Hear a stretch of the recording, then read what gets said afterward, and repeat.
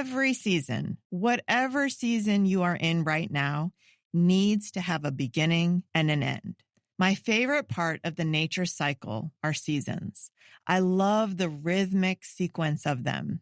Each season is necessary for life to be sustained. Every season brings an end and a beginning. These are what define a season. The busy growing and harvest seasons are great, but there has to be rest for the soil. Creation is a beautiful representation and reminder of the truth that our lives too should have seasons. If you are running on no sleep and no time for yourself with small kids at home, you are in a season. It will change. Those little ones will grow and begin to wipe their own butts. And suddenly you will be in a new season. Hallelujah. If you are starting a business and not sure if you will be able to pay your bills next month, you are in a season. This too will pass. If you are juggling teenagers with skyrocketing emotions, you are in a season. One day, all those crazy kids will be out of your house as grown adults, functioning in society on their own. There are seasons in your work, season in your partner's work, seasons in your marriage, and seasons in each of your kids' lives. The Jeff I married when we were 22 is not the same person today. And the same is true for me. I often joke that I have married at least 7 different versions of the Jeff I married 17 years ago. We have walked and sometimes dragged ourselves through many seasons that have made us who we are today. Seasons can be long, seasons can be short, but seasons must have an ending point. Here is the hard truth. You will hit a breaking point because life cannot be sustained if the season never changes.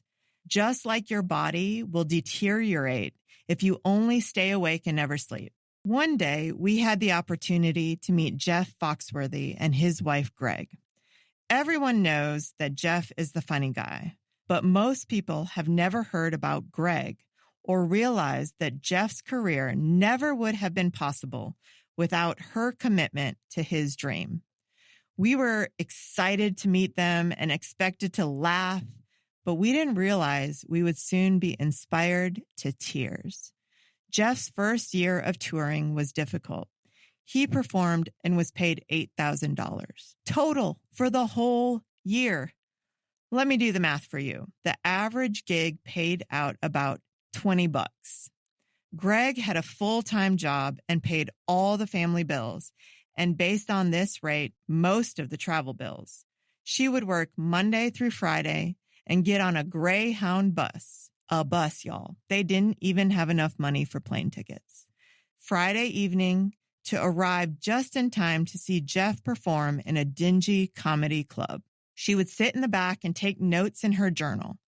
I loved hearing them share their story. Whenever Jeff spit out a joke and nobody laughed, he would hear her in the back of the club chuckling to herself while taking a note, both of them knowing that joke would not make it into his next set. She did whatever it took for his dream to come to life. She believed in him, supported his dream, and pushed him to do better. His dream became their dream. So then you start touring of some kind, but you're hustling, right? Like those first, how many years and what did that look like? Well, I found the little notebook that you keep your dates in from the first year I was on the road. I did 406 shows. I made $8,300. I mean, we had zero money, and so I was driving and playing clubs. So I would leave on Tuesday morning and drive to wherever, Baton Rouge, and play through. And she, by that time, had quit for the most part acting and was working.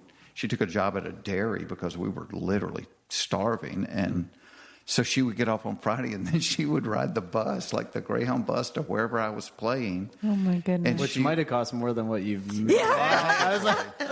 Probably. Well, and it's like the worst part of every city, Yes. the bus, and The she would get there Greyhound. at 2 in the Oh, morning, yes. this little 5', 95-pound girl standing there, and I would pick her up, and she would spend the weekend in the back of the club with a notebook taking notes. And she'd go, okay, when you say this, you need to kind of, the notes, act that I out like a little it. bit. And How did you take that?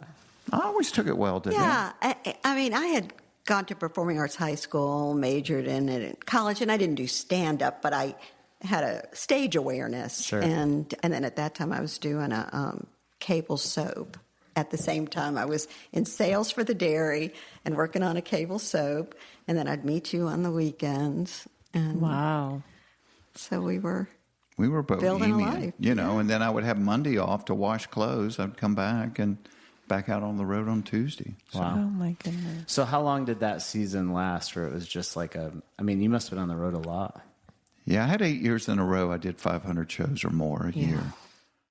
Time passed, and as we all know, Jeff's comedy career became wildly successful, riding the wave of redneck jokes and hilarious observations of family drama. Meanwhile, he now had 2 daughters at home. Jeff was determined not to be an absentee father and spouse.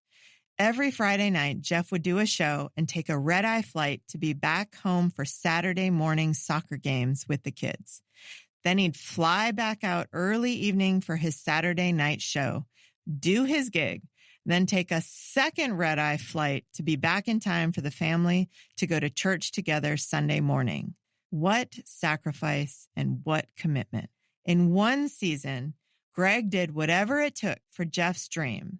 In another season, Jeff did whatever it took for his wife and family.